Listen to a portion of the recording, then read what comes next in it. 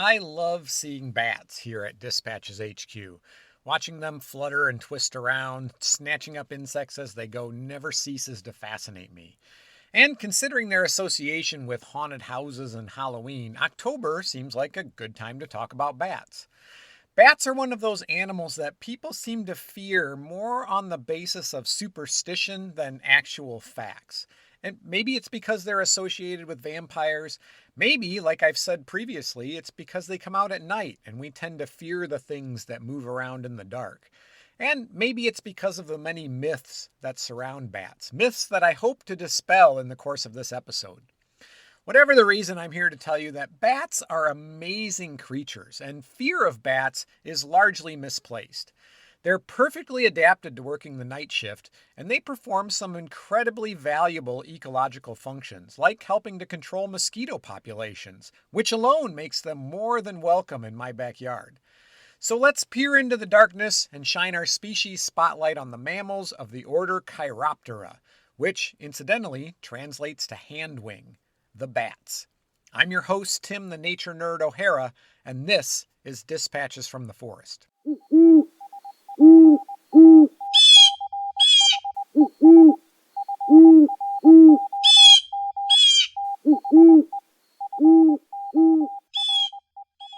Bats have been around for millions of years. The oldest known bat fossils come from the Messel oil shale pits of Germany and date back over 55 million years, but bats are thought to have evolved at least 10 million years before that.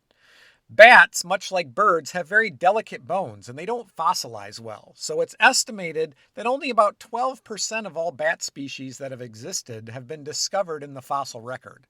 Also, like birds, the ability to fly has let them colonize pretty much every corner of the planet, with the exception of the Arctic and Antarctic. With over 1,400 different species worldwide, bats are the second most common order of mammals. Rodents are number one, and comprise about 20% of all mammal species. The order Chiroptera is traditionally divided into two groups: megabats, or Megachiroptera, which are primarily fruit or nectar-eating bats, and microbats, or, you guessed it, Microchiroptera, which hunt using echolocation. Here in the United States, we have about 45 bat species, primarily but not exclusively microbats. Now, with 1,400 species, bats come in a wide range of sizes. The largest species of bat in the world is the flying fox. Well, there's actually several subspecies of flying fox, but the largest weigh around 3 pounds and have a wingspan of about 5.5 feet.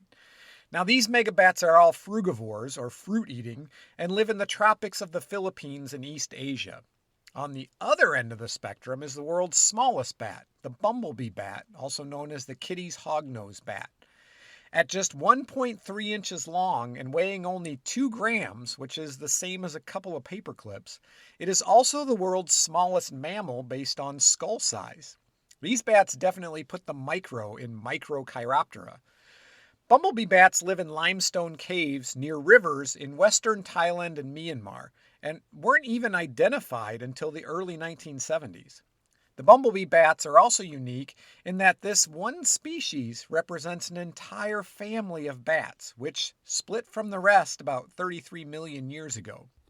Although scientists are monitoring them closely because they believe that the two populations, one in Thailand and one in Myanmar, which are geographically separated by topography, may be undergoing speciation, evolving into two distinct subspecies. Bats are generally pretty long-lived. They can live up to 30 years in the wild, which is about 3.5 times longer than other similarly sized mammals. Now, there's several factors that contribute to their longevity. First, many bats hibernate or at least go into torpor during the winter. This decrease in metabolic activity probably plays a role. In addition, bats experience a lower rate of predation than other mammals their size as a result of being able to fly, roosting by hanging upside down, and being nocturnal. Roosting in caves also helps protect them from predators. Cave-dwelling species tend to live longer than non-cave-dwelling species. And roosting in large numbers also means that each individual in the colony has a lower chance of falling victim to a predator. While some bats are solitary, some gather in colonies that can number in the millions. Many bats are solitary during the warmer months, but swarm together at hibernation sites in the fall. The largest bat colony in the world is located right here in the United States. Bracken Cave, just south of San Antonio, Texas, is home to about 20 million Mexican free-tail bats. Bats are mammals, just like us. They have fur, they give birth to live young, and they nurse those young. And bats are the only mammal capable of true flight. Other so-called flying mammals, like say sugar gliders or flying squirrels, don't technically fly. They glide like a paper airplane. And not only are bats capable of flight, they're incredibly agile in flight, not to mention fast. Most bats can reach speeds up to 60 miles an hour, and some, like the Mexican free-tailed bat, can reach speeds close to 100 miles an hour. While the physics of flight in bats and birds is the same, lift, drag, etc., there are some distinct differences in the mechanics of the two. A bird wing is rigid, and the main flying muscles move the bones of the wing at the point where it connects to the body, much like the human arm from the shoulder blade to the fingertips. The advantage to this type of rigid structure is that it provides much greater lift. Now, as I mentioned, the Latin name of bats, Chiroptera, translates to hand wing, and for very good reason. Unlike the bird's rigid structure, a bat's wing is basically a modified hand. Which brings us to our first trivia word of the week, patagium. Patagium is defined as a membrane or fold of skin between the forelimbs and hind limbs on each side of a bat or gliding mammal. In bats, the patagium stretches between the body and each of the fingers in the hand. What this does is it allows the bat to twist and morph their wings while in flight. It provides less lift than a bird wing, but a much greater degree of maneuverability. The erratic way that bats fly is the inspiration for the phrase bats in the belfry or batty to describe someone with erratic behavior. Now, hanging upside down is one of those traits of bats that we kind of take for granted. It's just something that all bats do. Although, on a side note, in nature there are usually exceptions to every rule. There are about 6 species of bat that don't hang upside down, and there's also species that aren't nocturnal. Now, when they're not out hunting, bats spend the majority of their time in this position. They roost, they eat, they sleep, they mate, and raise their young, all while hanging upside down. When hanging, they wrap their wings around their body to retain body heat. There are advantages to an upside-down life, including being safer from predators and making it easier to take flight. Remember that a bat wing doesn't provide as much lift as a bird. So it's a lot easier to take flight if all you have to do is let go. Bats don't really take off. It's more like they just fall and then miss the ground.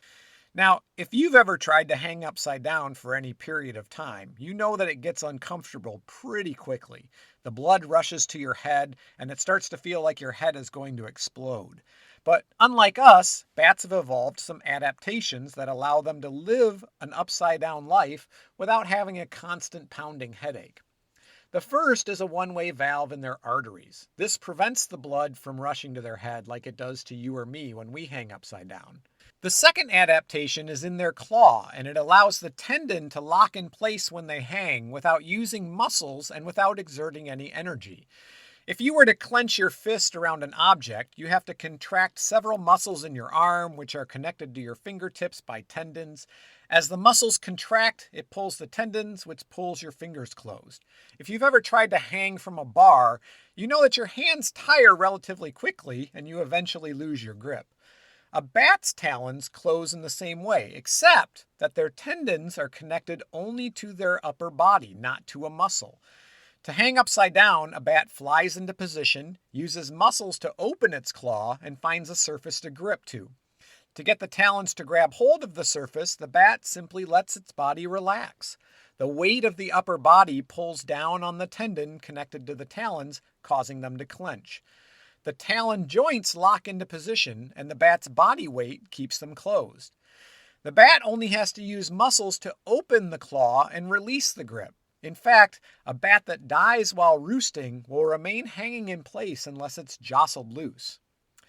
So what do bats eat? As I mentioned before, the megabats generally eat fruit or nectar. Like other nectar eaters such as hummingbirds or butterflies, nectar-eating bats have evolved to have long muzzles and tongues. There's about 500 species of flower that have co-evolved to depend on bats for pollination. These flowers open at night when the bats are active. Fruit-eating bats harvest ripe fruit with their teeth and then roost to feed. They suck the juice from the fruit and spit out the seeds and pulp. Again, many of these plants depend on the bats that feed on them in order to spread their seeds and regenerate. Fruit-eating bats need to consume about twice their body weight every day. Most microbats, on the other hand, are insectivores, and they're darn good at it. A single bat can consume upwards of 600 insects per hour. Now, multiply that by the 4 bats I see flying around my house regularly, and that's potentially 2,400 fewer mosquitoes to bother me every hour. Insectivorous microbats locate insects using echolocation and catch them midair with their mouths. Some bats will actually eat larger vertebrates like fish or frogs. To catch frogs, these bats use their excellent hearing to track the frog's mating calls. Then they catch the amphibian with their teeth. Bats that catch fish can use echolocation to detect ripples on the surface of the water and will then swoop down to catch the fish with their feet. And yes, there are bats that drink blood, 3 species to be exact. Which brings us to our second trivia word of the week, hematophagy. Hematophagy is the practice of some animals of feeding on blood. Vampire bats are the only mammals to have evolved hematophagy. These small bats live in Central and South America. Vampire bats have strong social bonds, often grooming each other and sharing food by regurgitation with individuals who were unsuccessful at finding food that night. They have also been shown to be extremely intelligent, able to not only solve an obstacle maze, but to remember the solution at least 6 months later. Although there's not a population of vampire bats currently in the United States, that could change in the fairly near future. Climate change and warmer winters may allow the common vampire bat to expand its range from northern Mexico up into the southwestern states like Texas and Arizona. These bats tend to live where the temperature doesn't fall below 50 degrees. In recent years, vampire bats have been documented only 30 miles south of the Texas border, and fossils indicate that vampire bats used to live in the south and southwestern states when the planet was warmer between 5,000 and 30,000 years ago. But should we be afraid of vampire bats? Well, while they do occasionally bite people, the common vampire bat feeds primarily on large mammals like cattle, horses, or pigs, and the other 2 species of vampire bat prefer birds. They only take a small amount of blood, about a tablespoon, and there is a risk of infection and disease transmission. Their saliva contains an anticoagulant that keeps the blood flowing during the approximately 30 minutes they take to feed, and they lick the blood like a kitten. They don't suck it out like you see in the movies. The anticoagulant they produce is actually being used in medical research to develop drugs to help stroke victims. Now, you've probably heard the saying, blind as a bat, but bats are not, in fact, blind. This is one of those things that people assume because they're generally nocturnal, have excellent hearing, and many species hunt using echolocation. There are actually over 1,000 animal species worldwide that use some form of echolocation, including toothed whales and many small nocturnal or burrowing mammals. What all these animals have in common is that they hunt in environments with little or no light. And they use a variety of methods too, from vibrating their throats to flapping their wings. Bats, however, are kind of the poster child for echolocation. To echolocate, the bat sends out its sound waves from its mouth or nose. Most bats emit a sound above the range of human hearing. Different species of bat emit different sounds, and the sound may vary depending on the environment and the prey. Because their prey is constantly moving, the bat emits a continuous series of clicks, increasing in rate as they get closer to their prey. When approaching prey, they can emit up to 190 clicks per second, and using echolocation, a bat can zero in on something as thin as a human hair. Speaking of human hair, a common myth is that bats will fly into and get caught in people's hair. This myth probably has its origins in the fact that bats hang upside down and drop down to take flight, making it appear to people that disturb them as if the bat is swooping towards their head. Since bats also frequently roost in large groups in tight spaces, disturbing a large colony of bats probably intensifies that feeling. While they may go after insects that are near your head, they are perfectly capable of avoiding you and don't want to be in your hair any more than you would want them there. So, if they're not going to suck out all our blood and turn us into vampires, and they're not going to get caught in your hair, what dangers do bats pose to humans? Bats do have a high tolerance for many diseases that can be transmitted to humans. Rabies is usually the first one that comes to mind. That said, the fear of rabies transmission from bats is a bit overblown. I was watching a show the other day called Northwood's Law, and the wildlife officer on the show made the statement that, quote, most bats carry rabies, unquote. And this is absolutely not true. Only about 5 to 6% of bats that are tested carry the rabies virus, and even that number is probably higher than what it would be in the general population since they're not testing a random sample of bats. Many of the bats that are tested were captured because they were obviously unwell. They were found on the ground or they were found during the day. While incidental bites can happen, the best way to avoid being bitten by a bat is not to handle a bat, which is generally a pretty easy thing to avoid doing. Aside from rabies, bats can be reservoirs for other diseases, including, yes, a variety of coronaviruses. However, contrary to what many people believe, the current COVID-19 pandemic is not the result of somebody eating an infected bat. Any coronavirus needs to evolve quite a bit and probably within some other intermediate species before it's possible to infect humans. It can't just jump straight from bats to people. In some areas, bat droppings, and bird droppings too, can be a vector for histoplasmosis, a fungus whose spores can cause flu-like symptoms if inhaled. Again, the easiest way to reduce the risk of disease transmission is to leave the bats alone. The risk of transmission of any illness is increased when people encroach on the bat's habitat or harvest them for food. If you have a bat or colony of bats in your house, you should have them removed by a qualified bat removal professional. These specialists should be able to safely clean up any droppings, seal up access points, and install bat exclusion devices to prevent them from re-entering your home. And if you have bats in your belfry, well, that's a different problem for a different professional. While there are some health risks associated with bats, there are many more benefits that bats provide.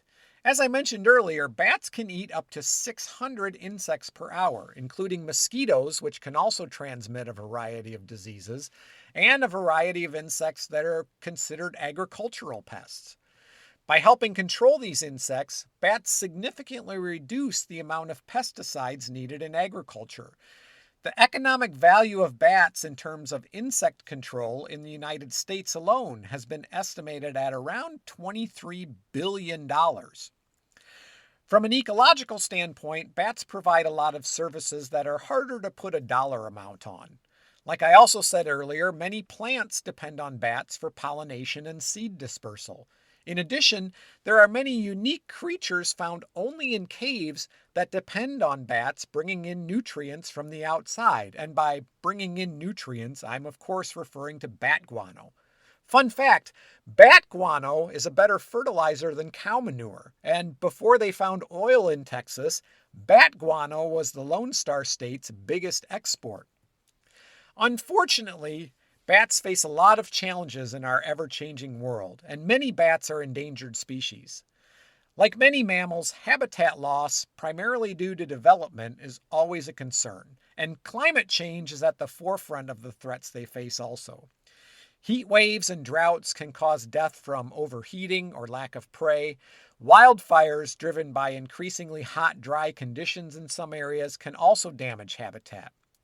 In other areas, intense storms can flood the caves where bats roost, and unusually early or late season snows or intense cold can trap bats in their roosting sites. Think about just last year when we saw record cold temperatures in parts of the American Southwest. Climate change will continue to make events like this more frequent, posing a risk to many animals, including bats. Another unfortunate risk to some bats, particularly the hoary bat, are wind turbines. Hoary bats account for 40% of all bats killed by wind turbines. It's unknown exactly why this is the case. It may be that the bats mistake the shiny surface for water, or maybe they think they're trees and attempt to use them to rest, or it may be that they simply run into them in the darkness. Bats use echolocation for hunting, but not when migrating between known locations.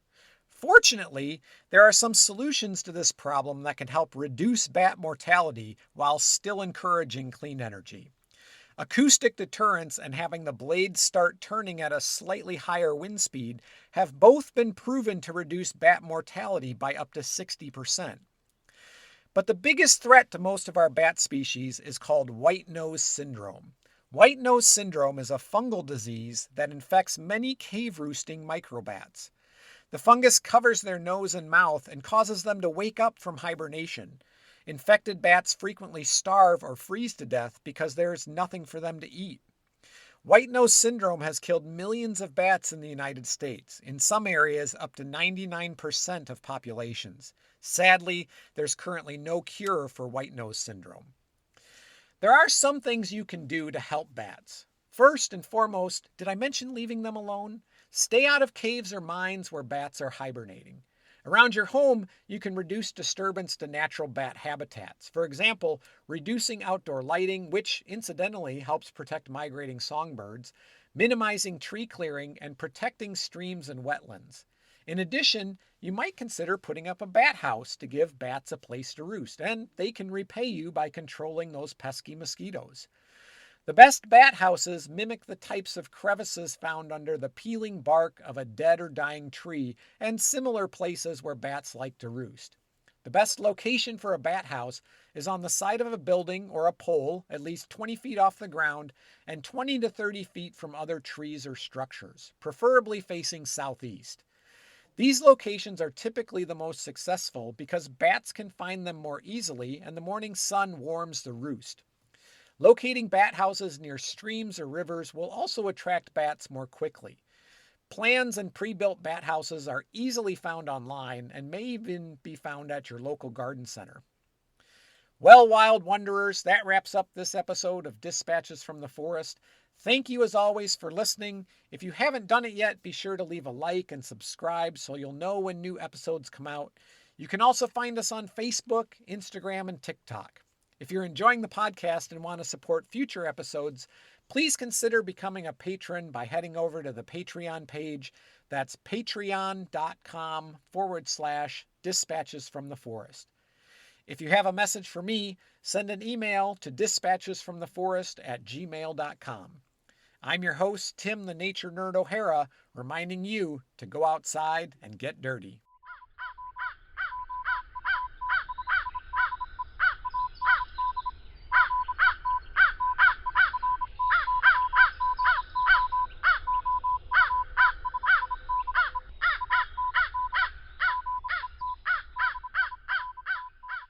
This podcast is a production of Dispatches from the Forest and may not be used or rebroadcast whole or in part without express written permission.